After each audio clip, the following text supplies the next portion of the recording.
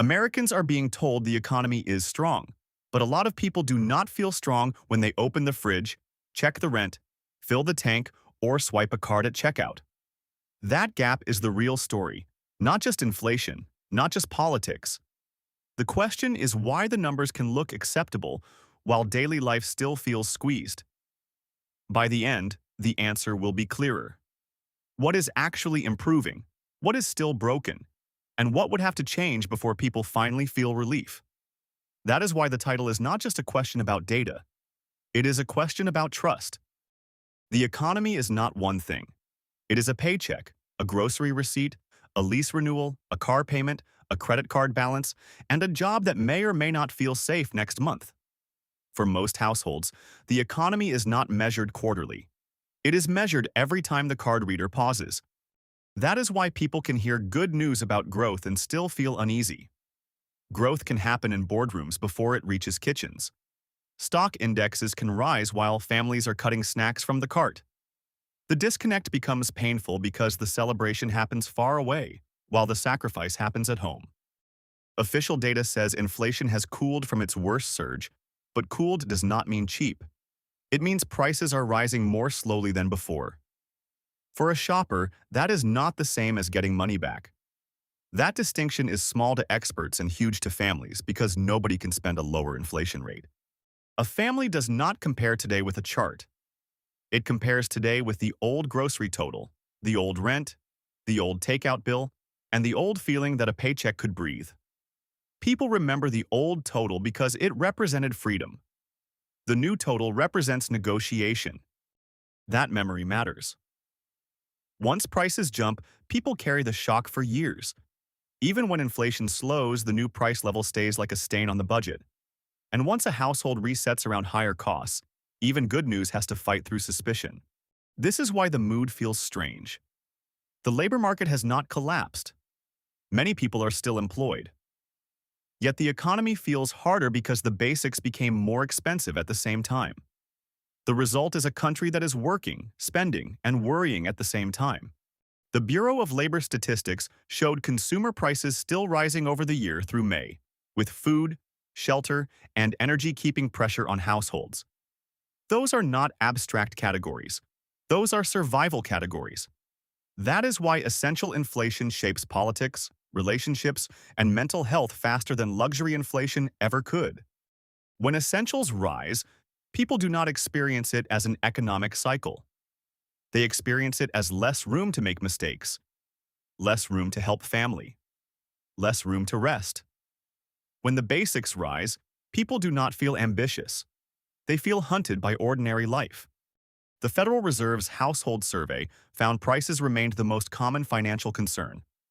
That matches what people say casually every week.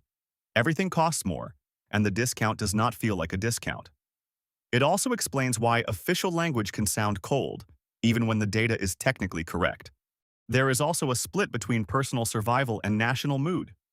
Many adults say they are doing okay financially, yet far fewer describe the national economy as good or excellent. A household can be okay on paper and still feel like one mistake away from falling behind. That sounds contradictory, but it is very human. People can manage their own household with discipline while still believing the broader system is stacked against them. That is the invisible labor inside many American budgets right now. A person may be paying bills on time, but only because they stopped going out, delayed the dentist, canceled a trip, switched brands, or used credit to smooth the rough edges. And endurance is a weak foundation for confidence because it depends on nothing else going wrong. That is not confidence. That is endurance. So the first honest answer is not that Americans are irrational. It is that their standard for relief is practical. The economy will feel better when endurance turns back into breathing room. Not when the headline says inflation is lower. Not when one report says confidence ticked up. Breathing room is the standard. The question is whether prices, paychecks, and trust can move in the same direction long enough to change the mood. A big reason the pain lingers is that Americans buy the same essentials again and again. Every grocery trip becomes a tiny referendum on the economy. That is why one shopping trip can carry more emotional weight than a national report. Groceries are emotional because the receipt is immediate. Rent is monthly. A car payment is scheduled. But groceries confront people with dozens of price decisions in one aisle. Every choice becomes a small downgrade, a small compromise, or a small act of resistance. A shopper sees eggs, cereal, meat, fruit, coffee, and snacks. Each item asks a question. Do you still live the way you used to live, or do you downgrade again? By the time the shopper reaches checkout, the receipt feels like a verdict on the whole month. That is why grocery inflation hits harder than many categories. You do not simply buy food, you buy normalcy. When normalcy gets expensive, people feel poorer even before the bank account says so. And when food feels expensive, the economy feels expensive, no matter what is happening in software or finance. The frustrating part is that grocery pricing is designed to be hard to read. The shelf does not just show price. It shows package size, unit price, coupons, loyalty deals, and competing versions. Sometimes the highest cost is not the item itself, but the effort required to know whether it is fair. One box stays the same height, but the weight changes. One bag looks familiar, but the ounces shrink. One bottle keeps the shape, but the pour count quietly falls. This is how companies can raise the effective price without creating one obvious, shocking sticker. Shrinkflation is not always illegal or hidden in a technical sense. The size is usually printed somewhere. The problem is attention. Most shoppers do not have time to audit every package. The information is visible, but visibility is not the same as clarity when people are rushed. If the price stays close to the old price while the quantity gets smaller, the brain may register stability. The wallet registers loss later when the product runs out sooner. That delay between buying and noticing is exactly why smaller packages can feel so irritating. This is one reason people feel gaslit by economic language. A chart may say food inflation has slowed.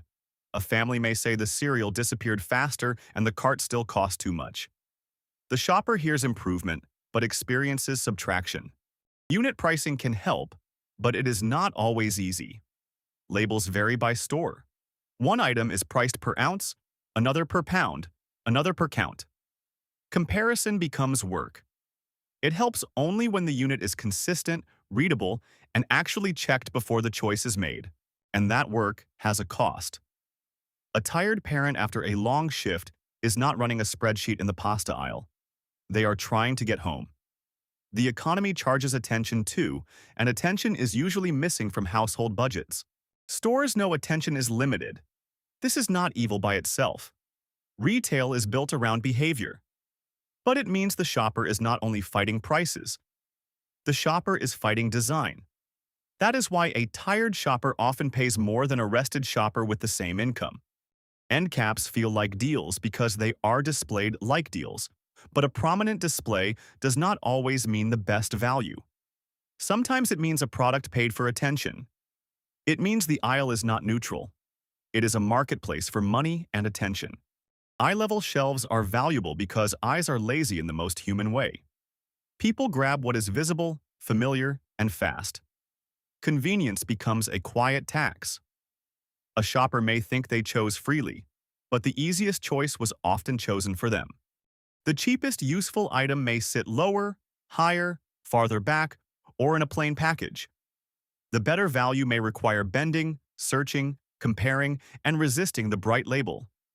The bargain may exist, but it is hidden behind friction, and friction is profitable.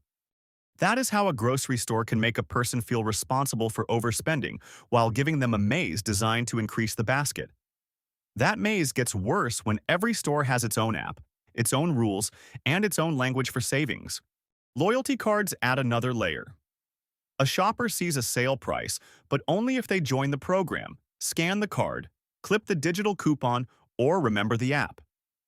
The person who fails to clip the deal is not careless. They may simply be out of time. The discount can be real, but the system changes the meaning of price. There is the public price, the member price, the coupon price, and the price you pay if you missed one small step. For millions of shoppers, the best price is no longer posted. It is unlocked. For lower-income shoppers, missing the step can hurt. For older shoppers, app-only deals can feel unfair. For busy shoppers, digital coupons turn savings into homework. That information can improve inventory and promotions, but it can also make pricing feel less public. The store gets something too. Loyalty programs can help retailers understand what people buy, when they buy it, and how sensitive they are to promotions. In a low-trust economy, even a real discount can feel like a trade the shopper did not fully approve. That does not mean every loyalty program is abusive. It means the relationship is not one-sided generosity. The discount is part of a data and pricing machine. The private label boom shows how shoppers are adapting, not necessarily how comfortable they feel. Private labels are another reason the grocery store is changing. Many store brands are no longer just cheap substitutes. Some are designed to compete directly with national brands. That power can lower prices, but it can also make comparison more dependent on the store's own ecosystem. For shoppers, that can be good. Private labels can save money, but they also change the shelf battle. Stores control the placement, the branding, and often the comparison. The savings may be real, while the feeling of choice becomes more complicated. When a private label wins, the store gains more power over the customer relationship. The shopper may save today while the store learns exactly which trade-offs the household accepts. Modern coupons are less like scissors and more like a behavioral nudge. Coupons used to feel simple. Clip, save, move on. Now the coupon can be personalized, digital, limited, stacked, blocked, or tied to a minimum purchase. That is why a coupon can be both helpful and manipulative at the same time. A coupon can pull a shopper towards spending more than planned. Save on the item, lose on the basket. That is the trick many households feel but cannot always name. If the regular price is only there to make the sale look generous, trust erodes. The word sale has also become weaker. Some shoppers now wonder whether the sale price is the real price and the regular price is just a warning sign. People can accept high prices more easily than they accept prices they cannot understand. This is why distrust grows. People are not only reacting to inflation, they are reacting to pricing complexity. Complexity makes every receipt feel suspicious. And because delivery often happens when people are tired, the final price meets the shopper at their weakest moment. Delivery apps add another pressure point because convenience has become a household coping tool. When time is scarce, delivery feels like relief. But relief can arrive with fees. The agency's concern reflects a broader point. Total price should be visible before the buyer is committed. The Federal Trade Commission has raised concerns about unclear or misleading fees in online food and grocery delivery, including whether shoppers see the true total before checkout. That is why the convenience economy needs more transparency, not just faster service. That matters because a person does not always compare the final total to the store shelf. They compare hunger, time, exhaustion, weather, kids, work, and the need for one less task. Instacart became part of the national conversation because the promise of convenience collided with questions about fee clarity. Instacart agreed to a Federal Trade Commission settlement after allegations involving advertised free delivery and mandatory service fees. The broader lesson is not that every order is bad. It is that convenience pricing can be difficult to understand until the final screen. Grubhub also faced Federal Trade Commission action over allegations tied to delivery cost representations. Again, the point is not that delivery should not exist. The point is that clear pricing matters when families are stretched. The more fees appear late, the more people feel tricked. Service fee, delivery fee, small order fee, priority fee, tip, markups, and taxes can make the final number feel detached from the food. When the screen keeps adding costs, the shopper begins to doubt the whole transaction. Some households know delivery costs more and choose it anyway. That is not stupidity. Sometimes money is not the only scarce resource. Time, energy, and transportation matter too. That is why judging delivery users as lazy misses the point. Convenience can be a rational response to pressure. But when convenience becomes a survival tool, businesses can price around exhaustion. That is one of the uncomfortable truths of the modern economy. And whenever exhaustion becomes predictable, it becomes a market opportunity. The same pattern shows up outside groceries. Small charges multiply.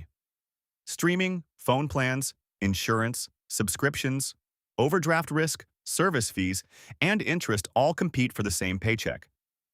Those charges rarely arrive together, which makes the total damage easier to miss.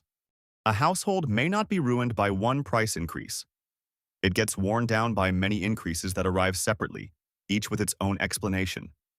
Each company may defend its own fee, while the household experiences all of them as one squeeze. This is why the economy feels like a leak instead of a crash. There may be no single dramatic moment, just a slow loss of margin. A leak is harder to organize against because it looks like personal budgeting failure. That margin used to pay for a birthday dinner, a school trip, a repair, a doctor visit, or a small emergency without panic. That is the difference between having income and having slack. When the margin disappears, even stable employment feels fragile. You can have a job and still feel one bill away from trouble. And once slack disappears, a normal month starts to feel like a test. The job market is another reason people are uneasy. Unemployment has remained relatively low, but surveys show more people worry about finding or keeping work. This is why people talk about jobs with a nervous tone, even when the unemployment rate is not alarming. That fear can grow before layoffs explode. People notice hiring freezes, fewer callbacks, thinner schedules, tougher managers, and friends taking longer to find work. They feel the labor market in whispers before it shows up in a headline. A paycheck is not just income, it is confidence. When the next paycheck feels less guaranteed, every price looks bigger. So every purchase is filtered through the question, what happens if the income stops? Wages have risen for many workers since the pandemic, and that matters. But wage gains do not erase the psychological damage of watching basic costs jump first. The timing matters. The household paid the higher price first and waited for the raise later. If prices rise quickly and wages catch up slowly, the household spends years in recovery mode. Even if the math improves later, trust does not come back instantly. That is why the recovery can be mathematically visible before it is emotionally believable. Economists often talk about real wages, meaning pay adjusted for inflation. That is useful. But people live in nominal bills. The landlord does not send an inflation-adjusted apology. People do not pay rent with ratios. They pay with dollars that leave the account. A raise can feel fake when rent, insurance, groceries, utilities, and debt payments absorb it before the worker gets to enjoy it. The raise may be real, but if it only restores what inflation took, it does not feel like progress. Housing may be the biggest reason the economy feels stuck. For renters, renewal notices can feel like verdicts. For buyers, mortgage rates change the meaning of affordability. Housing turns economic pressure into geography, deciding where people can live, work, and build a life. A home price does not have to rise much to become unreachable when borrowing costs are high. The monthly payment is what families live with. That is why affordability is not just a home price story, it is a monthly payment story. People who bought earlier may feel locked in. People who rent may feel locked out. People who want to move for work may hesitate because moving can mean financial punishment. A locked housing market can make even a good job offer feel complicated. That creates a frozen feeling.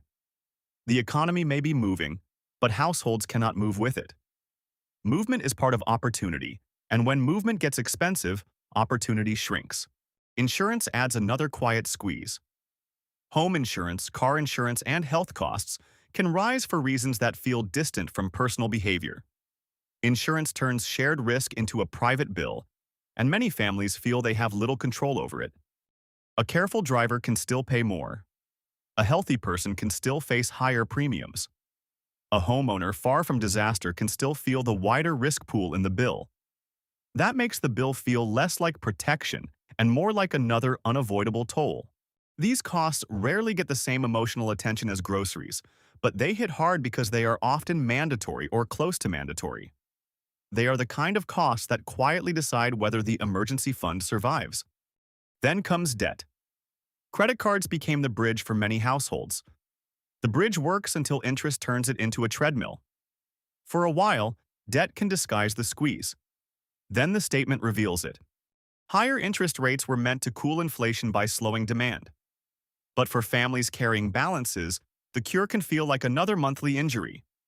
That is the cruel part of high-rate debt. Yesterday's groceries can still be charging interest next month. The Federal Reserve can influence rates, but it cannot instantly build apartments, lower grocery markups, fix insurance markets, or make employers raise wages faster. Monetary policy is powerful, but it is not a magic wand for every household cost. That is why blaming one institution for every pain is too simple.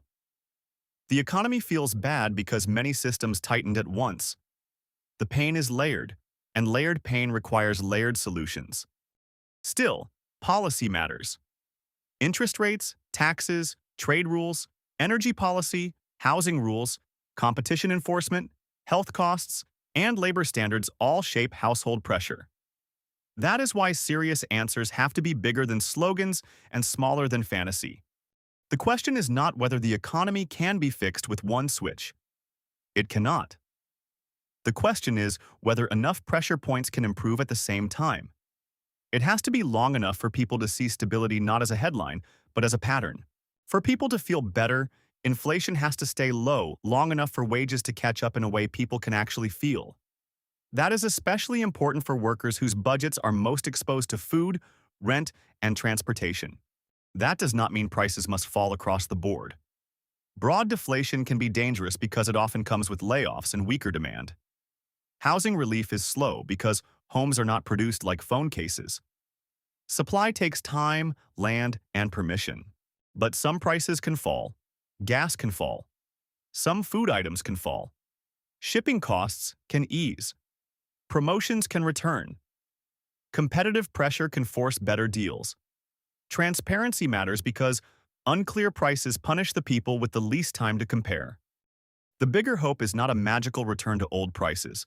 It is stable prices, rising pay, lower borrowing stress, and fewer surprise fees. The rate path matters because borrowing costs shape cars, homes, credit cards, and business plans. There is a difference between cheaper and manageable. Most households are not asking for luxury, they are asking for predictable. And the risks matter because families have already learned how fast stability can vanish. Predictable means the grocery total does not shock you. The rent increase does not threaten your savings. The car repair does not become a credit card spiral. The danger is that confusion becomes normalized, and shoppers blame themselves for not decoding the system. Predictable means one small treat does not feel irresponsible. That kind of anger does not need conspiracy theories. It needs receipts, questions, and pressure. This is where official optimism often fails. A report can say, consumer spending is resilient. But resilient spending may mean people are using savings, credit, or sacrifice.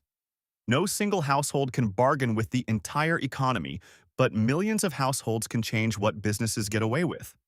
If families keep spending because they must buy food, gas, medicine, and shelter, that does not prove they feel good. It proves they are still participating. A budget can protect a family, but it cannot repair every market around that family. The American consumer has been called strong so many times that the phrase almost hides the strain. Strong can mean confident. It can also mean exhausted but still standing. That is why advice should respect effort without pretending effort controls everything. Retailers understand this.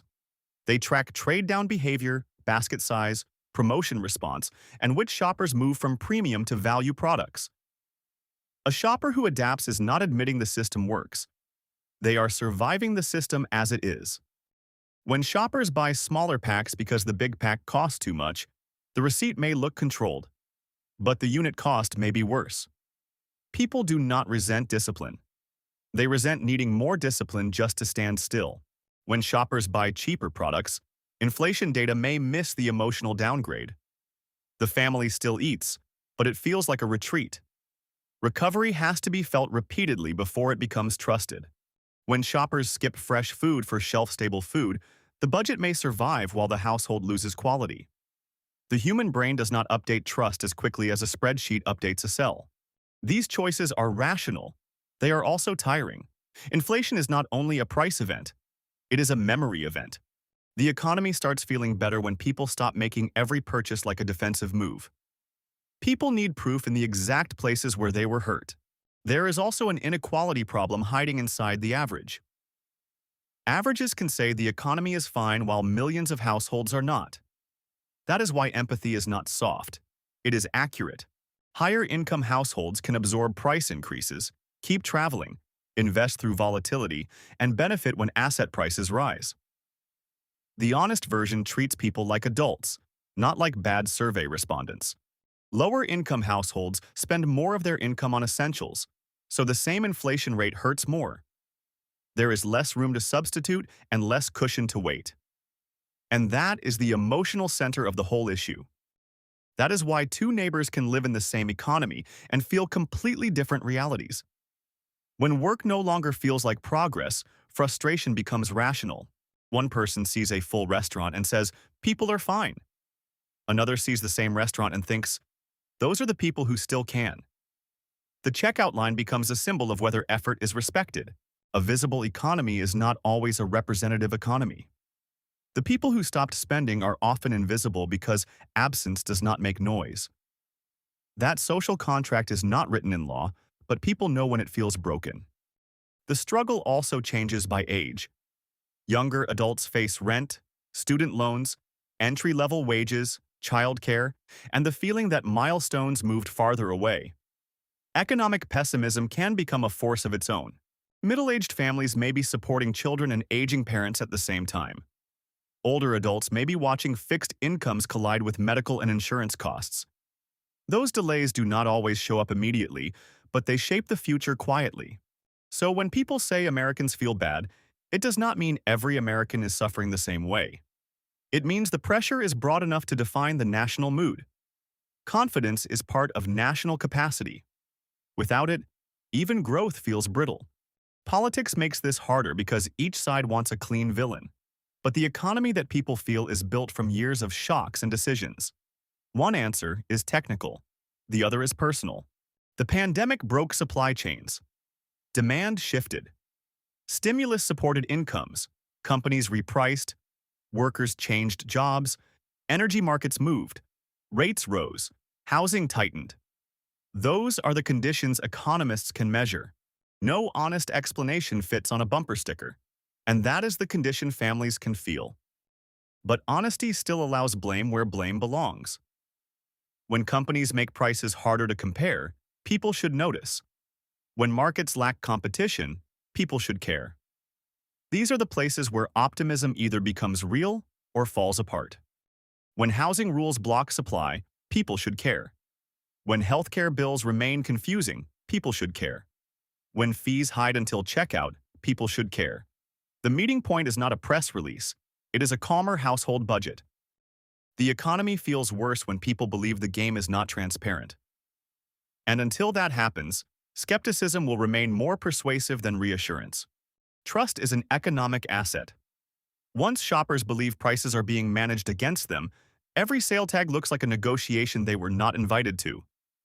Higher prices changed the reference point, and the old reference point is still alive in people's minds.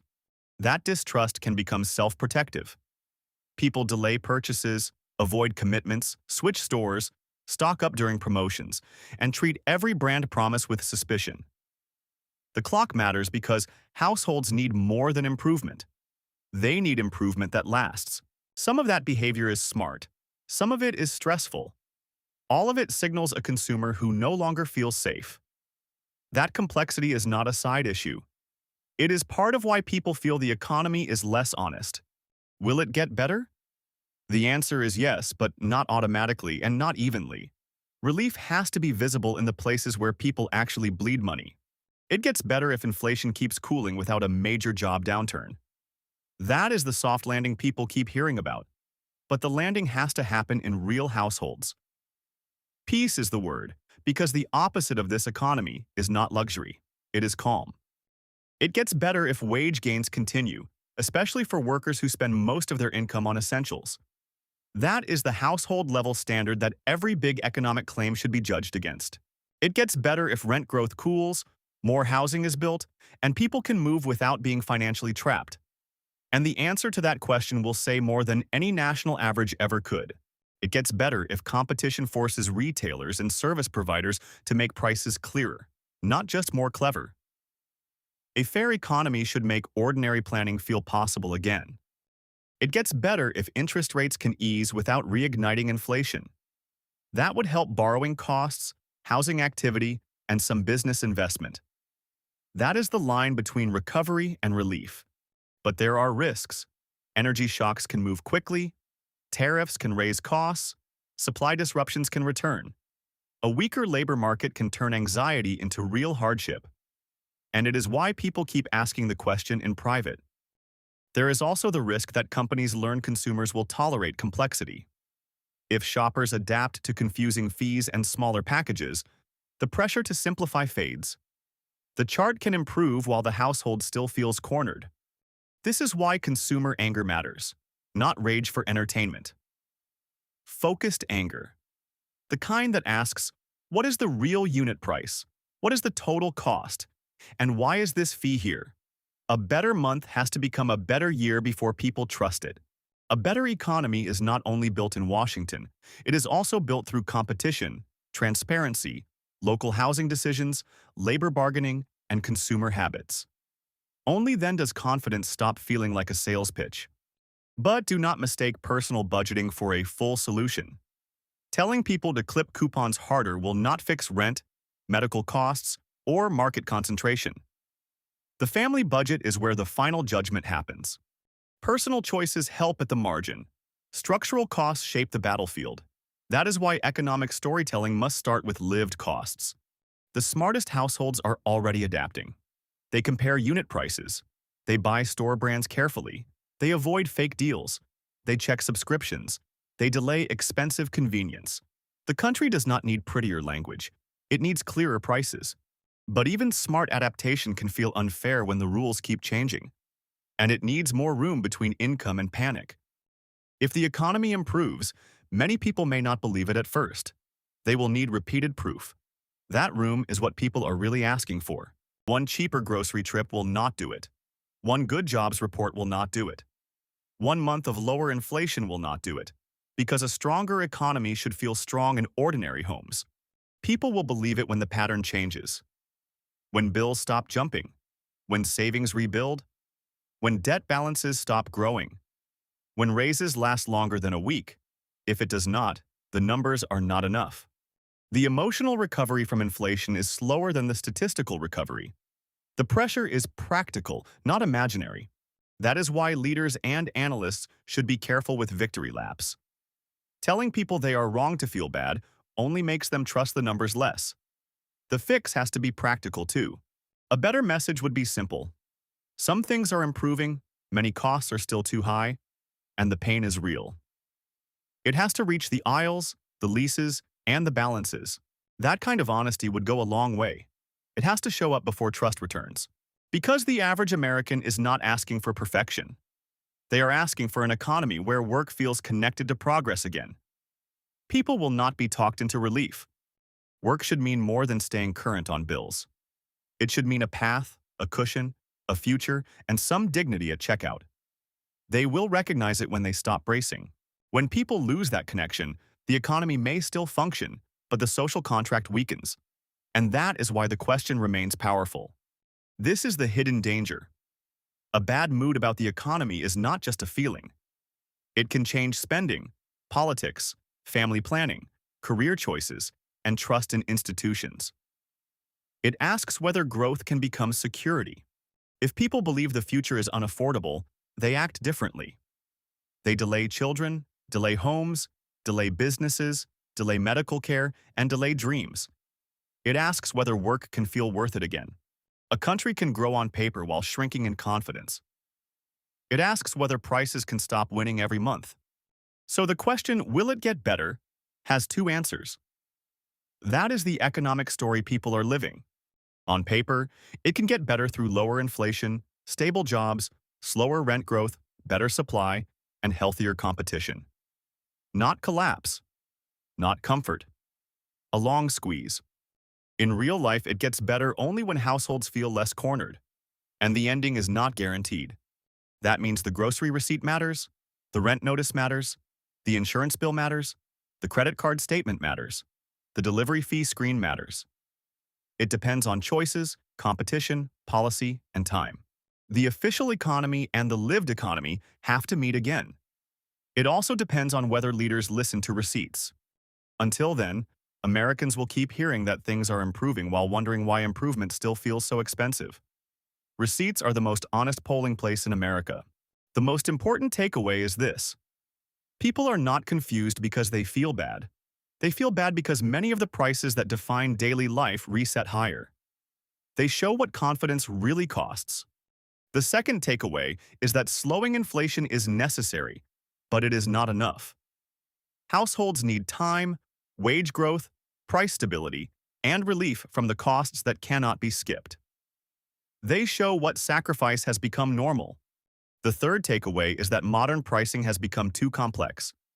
Shrinkflation, loyalty gates, app coupons, private label battles, premium tiers, and late fees all make trust harder. They show why patience is wearing thin. The fourth takeaway is that the economy can improve, but the improvement has to reach the checkout line, the lease, the paycheck, and the emergency fund. They show why relief must be felt, not announced. So will it get better? It can. But Americans will not feel it because someone announces it. They will feel it when the same paycheck finally buys a little more peace.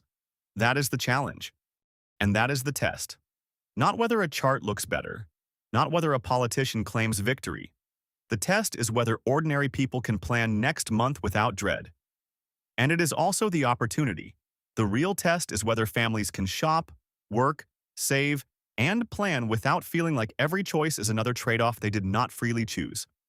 That is when better finally starts to feel real. And no less.